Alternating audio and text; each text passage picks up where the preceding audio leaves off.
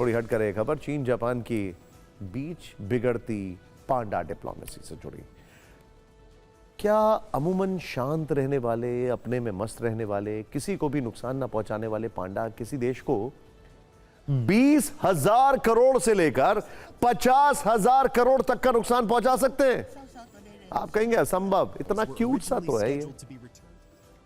लेकिन जापान को यह बड़ा नुकसान हो सकता है और उसका कारण है चीन की जापान विरोधी पांडा डिप्लोमेसी। आपको एक पूरी खबर बताते हैं। देखिए, आपकी स्क्रीन पर ये दो जायंट पांडा दिख रहे हैं। ये जापान के यूनो चिड़ियाघर में है, लेकिन कल से ये वहां नहीं रहेंगे। चीन ने इन्हें जापान से वापस मांग लिया। दुनिया भर में एक रूल है कि जितने भी पांडा हैं उनकी ओनरशिप चीन के पास होती है। ये एक फैक्ट है। अब इसमें एक ट्विस्ट आ गया। दोनों वर्ष 2021 में जापान के यूनो चिड़ियाघर में ही जन्मे थे।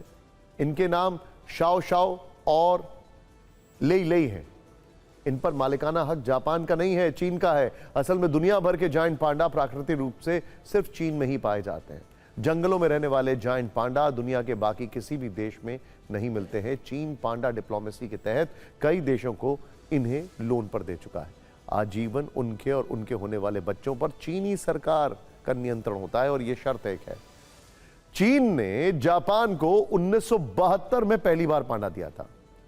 यह कोशिश दोनों देशों के बीच राजनयिक संबंध सुधारने के मद्देनजर की गई थी। शाओ शाओ और लेई लेई उन्हीं पांडा के आखिरी वंशज हैं। या कहें कि जापान में बस यही दो पांडा बचे हैं जिन्हें चीन ने अब जापान से वापस मांग लिया। यह कड़ा रुख ताइवान के सपोर्ट में जापान की पीएम के बयान के बाद दिखा है और अब 27 जनवरी यानी कि कल जापान को इन्हें चीन को सौंपना होगा। जापान 50 साल बाद बिना पांडा के रह जाएगा। यह जानने के बाद जापान के यूनो चिड़ियाघर के बाहर शाओ शाओ और लेई लेई को चाहने वालों की भीड़ जुट गई है। अंतिम बार एक झलक पाने की होड़ लग गई है। हर कोई उनकी बस एक तस्वीर कैमरे में रिकॉर्ड कर लेना चाहता है। कई लोग तो यह भी कहते सुने गए हैं कि जापान को चीन की सरकार से इस मसले पर बात करनी चाहिए। यह पांडा जापान की पहचान है और यही पांडा अगर चीन लौट गए तो इससे जापान को भारी आर्थिक नुकसान भी हो सकता है, क्योंकि ये न सिर्फ भावनात्मक बल्कि आर्थिक संपत्ति भी बन चुके हैं। यूनो इलाके में इनकी वजह से बड़ा कारोबार चलता है। दुकानों, स्टेशनों और डिपार्टमेंट स्टोर में पांडा थीम वाले सामान बिकते हैं। कांसाई यूनिवर्सिटी के एक प्रोफेसर के मुताबिक अगर यूनो चिड़ियाघर में ये पांडा नहीं रहे तो जापान को सालाना कम से कम 8500 करोड़ रुपए का नुकसान हो सकता है।